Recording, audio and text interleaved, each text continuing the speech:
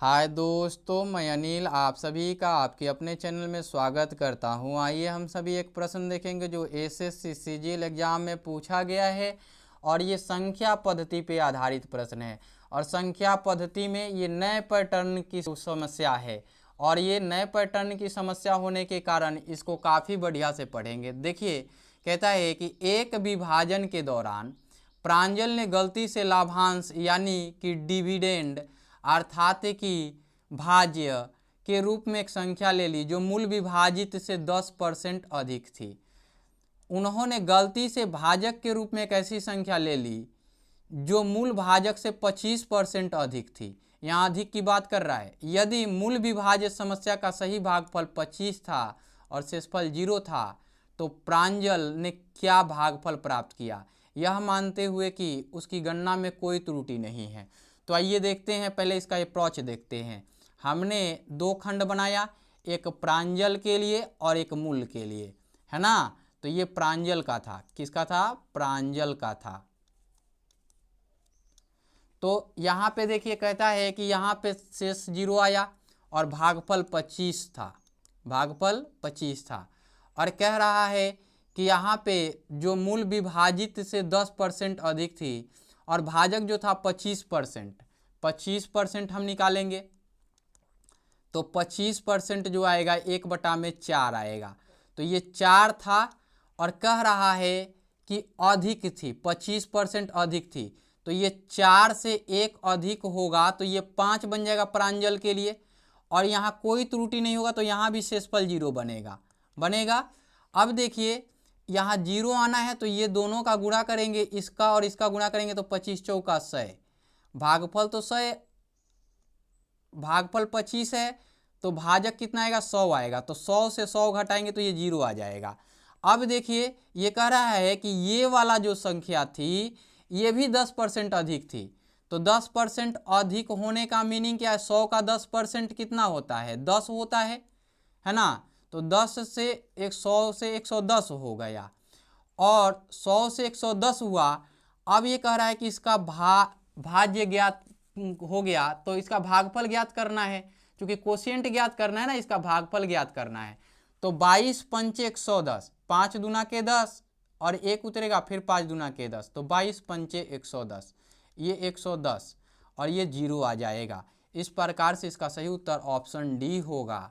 अब आते हैं इसके अप्रोच के लिए कॉन्सेप्ट पे, है ना। कॉन्सेप्ट पे आते हैं, ये बेसिक अप्रोच हो गया और बेसिक अप्रोच के बाद अब कॉन्सेप्ट देखते हैं।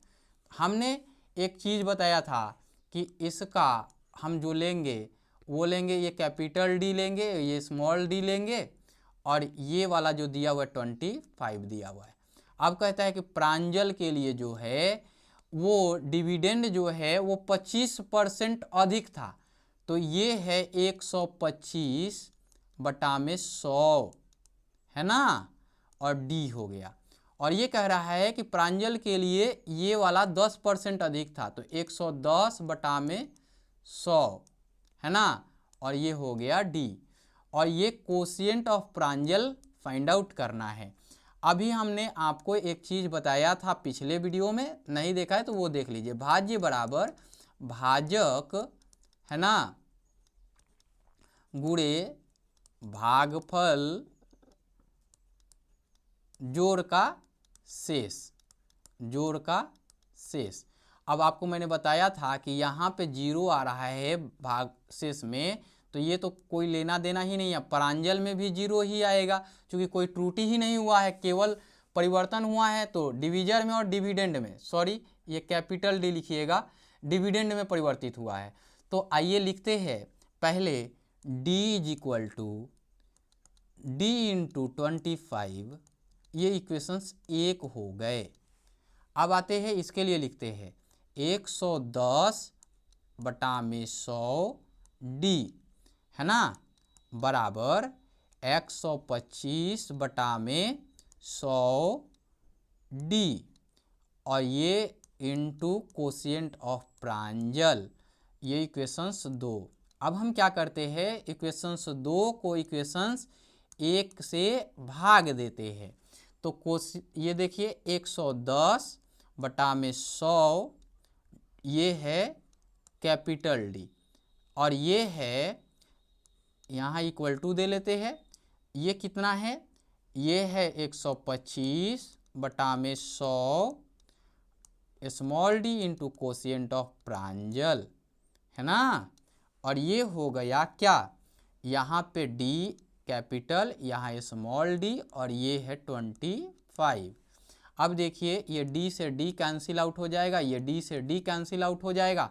अब बाई क्रॉस गुणा करेंगे तो ये होगा 110 बटा में 100, और गुणा का हो जाएगा, ये ऊपर जाएगा तो 25 हो जाएगा, और ये वाला पलटेगा तो ये 100 बटा में 125 होगा, और ये quotient of Pranjal find out हो जाएगा। तो अब देखिए ये 100 से 100 कैंसिल आउट, 25 पंचे 125, अब 22 पंचे 110, ये हो गया कोशिएंट ऑफ प्रांजल, है ना। तो ये 22 इसका राइट आंसर ऑप्शन डी, पिछले भी अप्रोच में मैंने बताया था, इसमें भी बताया।